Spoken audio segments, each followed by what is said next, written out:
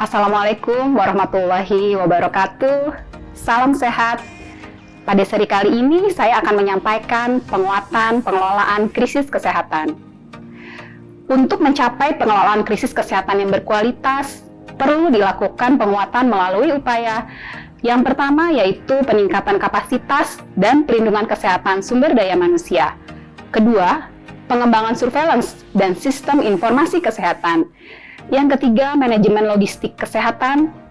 Keempat, penguatan laboratorium. Kelima, komunikasi risiko. Keenam, penelitian dan pengembangan pengelolaan krisis kesehatan. Dan yang terakhir adalah pendanaan. Adapun detail penguatan masing-masing komponen dapat dijabarkan sebagai berikut. Pertama, peningkatan kapasitas dan pelindungan kesehatan sumber daya manusia. Tujuannya adalah A. Meningkatkan kesadaran, pengetahuan, keterampilan, dan sikap sumber daya manusia dalam pengelolaan krisis kesehatan. B.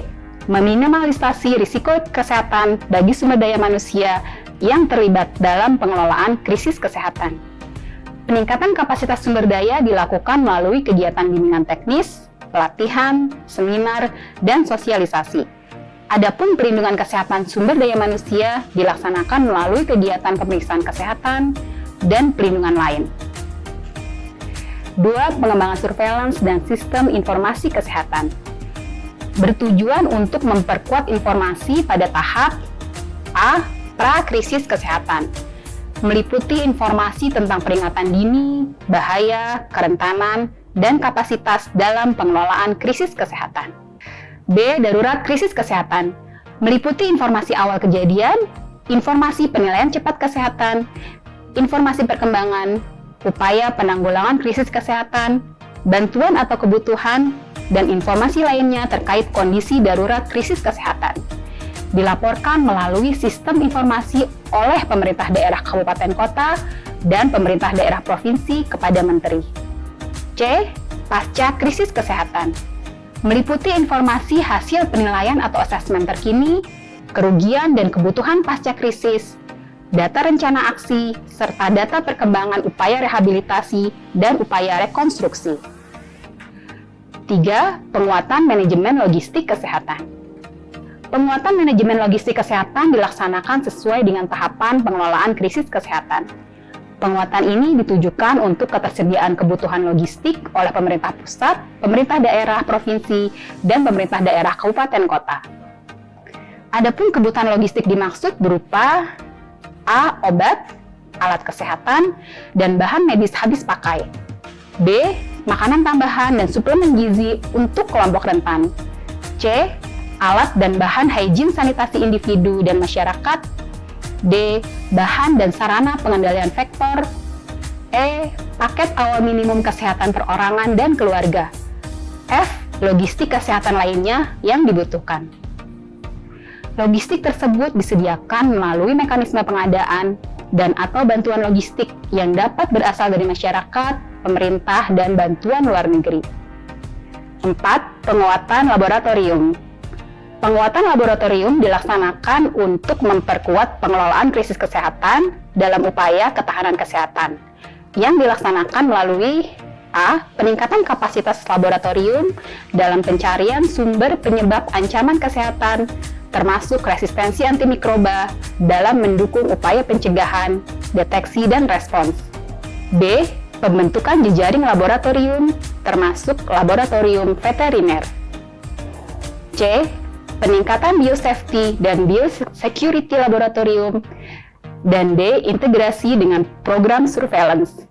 Penguatan laboratorium ini dilakukan secara berjenjang, mulai dari puskesmas, rumah sakit, laboratorium kabupaten kota, laboratorium provinsi, laboratorium regional, dan laboratorium nasional, serta bekerja sama dengan laboratorium penelitian, laboratorium perguruan tinggi, dan atau laboratorium non-pemerintah.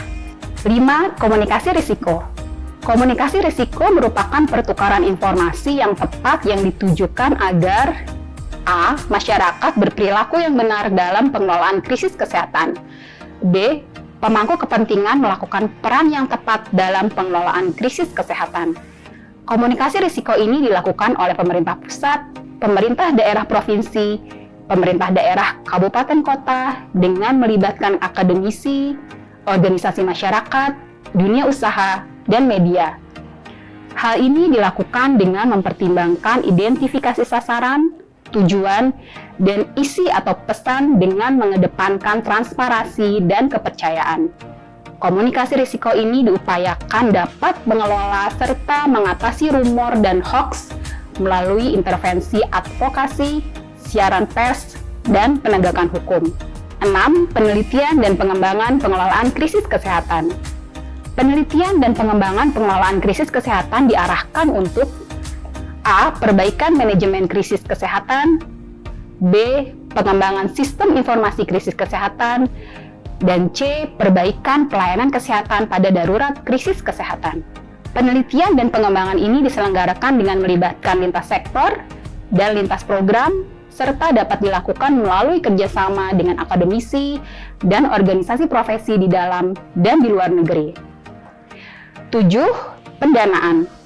Pendanaan pengelolaan krisis kesehatan bersumber dari anggaran pendapatan dan belanja negara, anggaran pendapatan dan belanja daerah, atau sumber lain yang sah dan tidak mengikat. Dengan pengelolaan krisis kesehatan yang baik, diharapkan dampak permasalahan kesehatan dapat diminimalkan. Wassalamualaikum warahmatullahi wabarakatuh. Salam sehat.